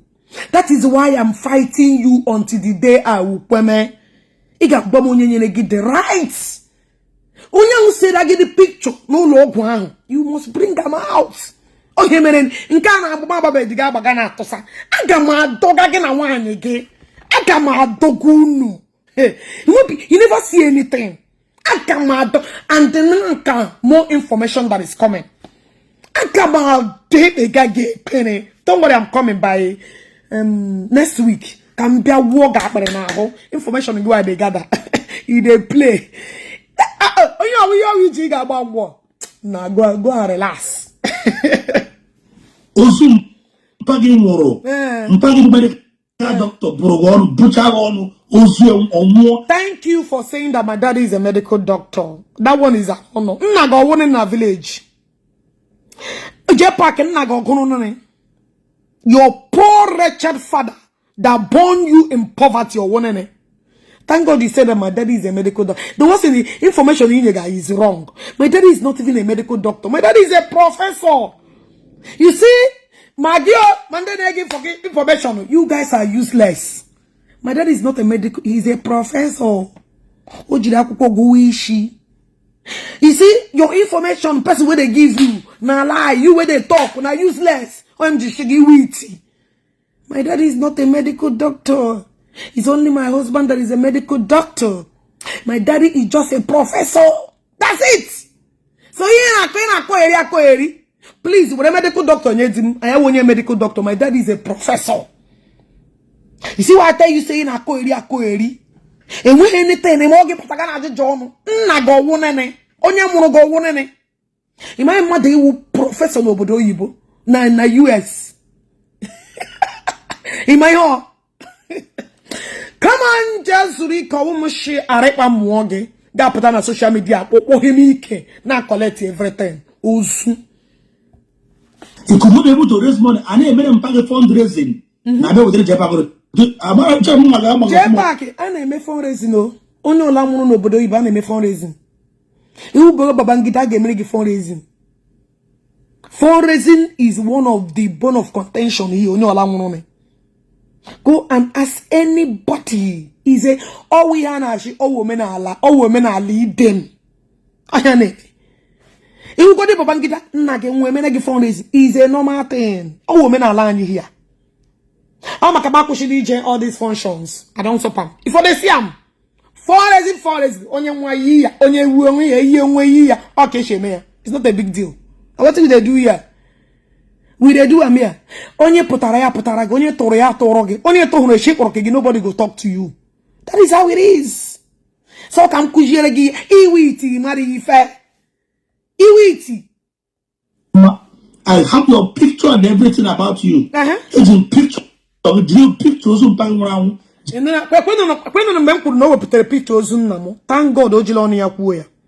You know, be me look for your trouble. Now you find my trouble, and so shall trouble follow you. So shall I be following you. Thank God you started it. So onya get that thing. All we can collect here until you put the person. So all just and go is just a minor thing. Get a one you got get with peace in our camo. Simple. Thank God you don't get here. Saying that you hold picture, you hold everything. Now you look for my trouble. Am I me again Osuna? Am I me again my father when in common? Iji my father did not know you. I didn't know you. I did not war you. Thank God it came out from your mouth. So for those of you that want to come and talk rubbish, when I don't hear them. Because I get it before me don't hear them. I day my day. I didn't mention your name. And you think he get peace in our camp. So anybody will carry and give you. Now so you go collect them. You want to go? Thank God those no potana. They hear you. Picture about your family, everything. Only you and Nigeria. Who you could not be able to break the father's cause. Yes. Yes. Yes.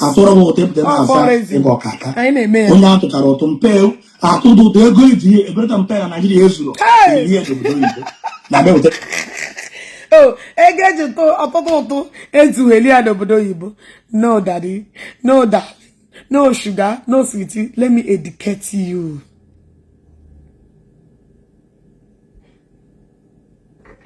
You want to go? Let me tell you what you don't know. And you know they carry also COVID. They go Niger. We know they carry also COVID. They go Niger. No. We decided not to do it. And we didn't do it. So anything where they talk, now your business. If you talk upeme, now your business. But I'm on that everything. Gotta go the rubbish. I na thought to here. We did fundraising. Fundraising. Yes. I was there. Emre fundraising. Jesus Igbo here. Yes. Many Igbo people were buried here. What my own papa they verse you. You see why I no go leave you? I got my happy. Why? I got my happy. Okay, you go feel am. Go soldier was small. You go feel am. Jpac, he got no dying. You never see anything. Jpac on. He Jpac punga for. If we go on na sendoka. Ana question no go every month. Cool. Jpac anyana ha kuduzi, anyana kuzigi nkegi.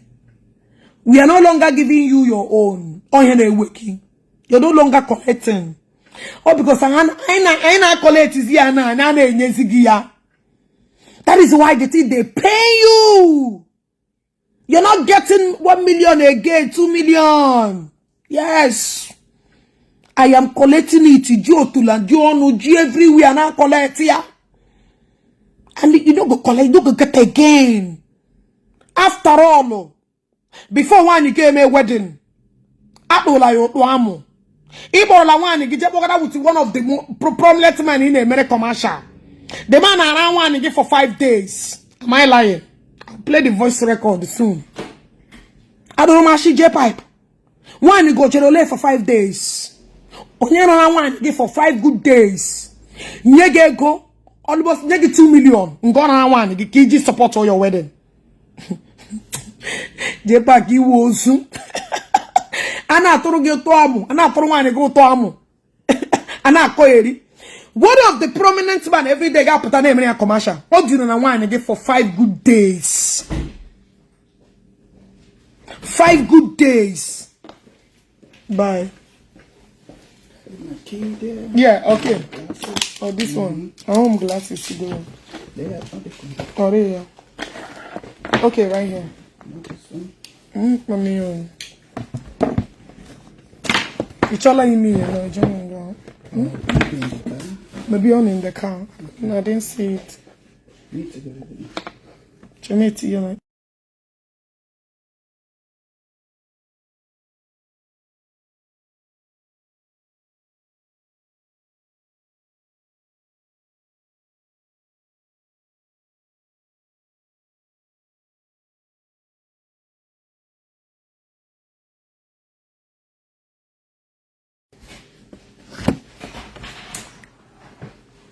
Jpac, men share John. Men John no obodo oyibo. Did you see it? That's how responsible men. They don't come on social media. Biana abano. Biana koeri. Did you see it? Take care of patients.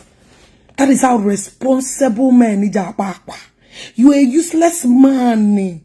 Brain in Ijh school. You can't even nurture your brain to be reasonable. You can't even, the only thing you can nurture weekly. You know what time it is? 7 o'clock. You see, you are a useless, hopeless man that collects from Ike, that can give your wife just for money. One prominent man, I don't want to mention his name because I'm gonna the number. Guaramo, yana one get dinner for 5 good days. Yana get 2 million. You was begging. You reach contract with him. You want to go? Yana one get for complete 5 good days. You get 2 million. You sacrifice your wife for a shower. You sacrifice the man is many can collect from you. You presented your one again for 5 good days. You are chichawan again. Wow.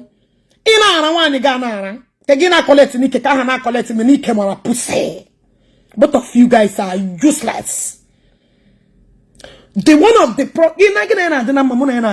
even if I feel Jim Dakwash and Akaya, Yapo to me when he had a ceremony. Say, when you're a ceremony, just a hopeless human being. He told me, Nanges on for 5 days. Now again, I'm going to do useless. But now I get going up, I shower Kayloro. Na boy ashawa when evidence. When I call am ashawa, I get evidence. Akuna. Opanini ye mana yoye. If she's not akuna, opanini ye mana yoye. Everything mbaga gauge him fact, him the evidence. Gina yana the number, mona yana the number. Yeah, in a commercial every day because of products, yeah. Yeah. He told me to keep it secret, but I made you about the war. Imanazonia will I get my YOG. Imanazi the person, your wife for 5 good days to make a wedding. Idiot, you didn't want to get 2 million for 5 days. And I got an I am to an I am or even an I have an airpack. Where are boo everywhere. Idiots. What you cannot do for money does not exist. I'm not surprised. I'm not surprised because I'm not surprised. It's a normal thing for you. After all, you know, Jihoro. Now you like what I name on all game or yap on a wedding now. Is it not what you told her? Is it not fucking thing you told her? Chineka Mogokun. Idiots. Come on, reply me that she can piang Utsu. Look at Tono with 3 more. Idiot, if you don't know how we function here, you ask questions. Fundraising is a normal thing and I contribute to ego on daily basis. Even I'm on a WhatsApp group. I'm on here matter here. Only allow to get post fundraising. It's a normal thing. It was in my here. And a year. Many people made a fundraising. In calculate myself, ego gadeka water. It was but I go ask questions. When you bag a joy, do you do fundraising here? We they do am here badly. And a may I can here no bodo. Look at you. Come on, one. You know, continue when you close your say war. Don't go and follow truth and honesty and humanity. Get truth and honesty no gini me. Truth and honesty no gini me be. That in our war ko. That in our war ko kwane susunare. Usu. If you can sacrifice your wife for 5 days, what can you sacrifice? If you can give what to legi for every 1 person usu. Come on, go and sit down. Shower.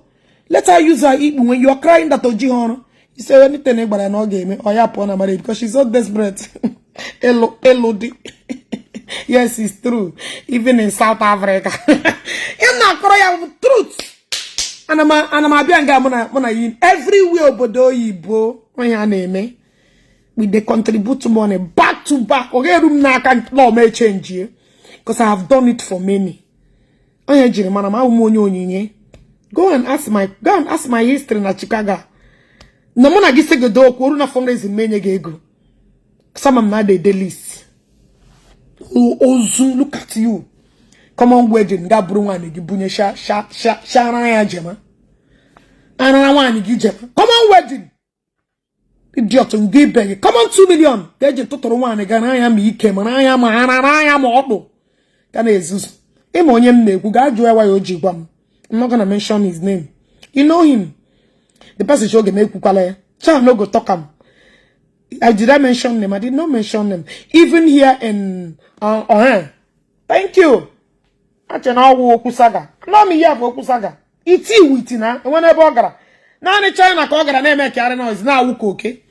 Now in China, you can get visa like a wakota now okay. Ajana mabadaiba. You pegitero obodo you po content creators. Respect you when had Germany they attend and we never hear what. I know they mention them Abubonyara. No, not they mention. I'm on your 1 year 5 good days. He knew who you gave your wife. He meant that to Sagagato because ejim your information. Oh yes, Sagagija go. Saga gina go bad because achim ge ka head de achim ge ko kwa yenga de ge here 2 by 2 kana piage ya toko because achim ge ko akwa okuko osu come shono the juma the man show you oji biagwa me and the man asage did Ogechi mention my name ge man say how many people onye one again you go and confirm osu ashawo the woman was commercialing because every time that live video, the person that almost show it too much. How did you know? Now my that I should promise. Like this. Yes, do I? That's now one abu kegam she matana. This girl ne ya commercial. Sure you only one brain can tell. Yes, ma. That what this Jpac cannot do. Na just so try ya. She had ego on our land. Na get 2 million. But you don't want thing no game. No got what one ya na dinner.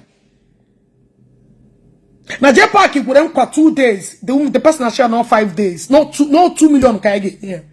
This idiot who had to convince that Ashawo, yeah, got no the man. I got piano for 5 days. Raya blue and black back and forth. With almost scattered the idiot. Come on, 2 million. The idiot was begging 500,000. Mbagwa 2 million. When they are plus or extra 1.5 million. With Ashawo one ya beggar. The lady was commercialing herself. I made the video, the person at home show get bad. She has some. She has no job. She lied to this imbecile. When this idiot to discover, even in our walk katakata. Yeah, she okay. Get where you led the game. Yaga na godi. Kona na Egypt to Ezuru ya. Kona na godi in Egypt to no rich am. Yeah, Pietier. Na Nigeria after all, if I can nyash all those men in Egypt, why can't I nyash here? I get the video. Also, I'm like, you. The last thing he made is to even reply. Even that thing he about to me. Cheputaya, cause I'm a young sleep with like this. Get a issue and make it back. A babega, where Oji, where Oji, where Manoko. Where I get your information for hand. Majority of Fundegi na hana dena mamona ha dena amma. So no that and no peace. No that and no peace. And you know, Ijim gaji bagana kwash. Ijim gure bagana kwash. I don't get your time fashion because ewu anyi na-ere ngona market. That's how you gossip. Get on ya dem today ga kojo onya. Get on ya dem today ga kojo onya. You just want to betray somebody to gain anything your way. Oh, when your magic will be messing with your rich life. Jpac importance land the Lagos, so man, piage the war. Dinyenda hoga bia borom. Land the Hana Lagos with myself. Man, I don't drogo to tema my camera. Piago do me adia. For complete 30 minutes before bomb. Well, let's move on Ogechi. Also, hey, you go and I tried the one in 5 days before. Come on, go and fuck your useless life also. Chineka mo go come. Chono ya boy evidence 1, evidence 2. I boy anga. I found the content correct or then an analyst ndo kaya tonga de kaja. Mpatazie that. Onyenyere doesn't do those content creators name. Who was busy listing those content creators? You was busy. You was busy listing those content creators' names. Agatonga. You. And you want the content creators. And you want to shoot to content. Is it not you? Am I this style? I don't know why you're trying to run. You was busy giving us details. Now you they give. Nobody asks you because of getting. Egi jami chon. Inye tageshi na ugula kubemia na choronom biko. Is it not you? Is it not you? They ask you. Oh, okay. Na koi.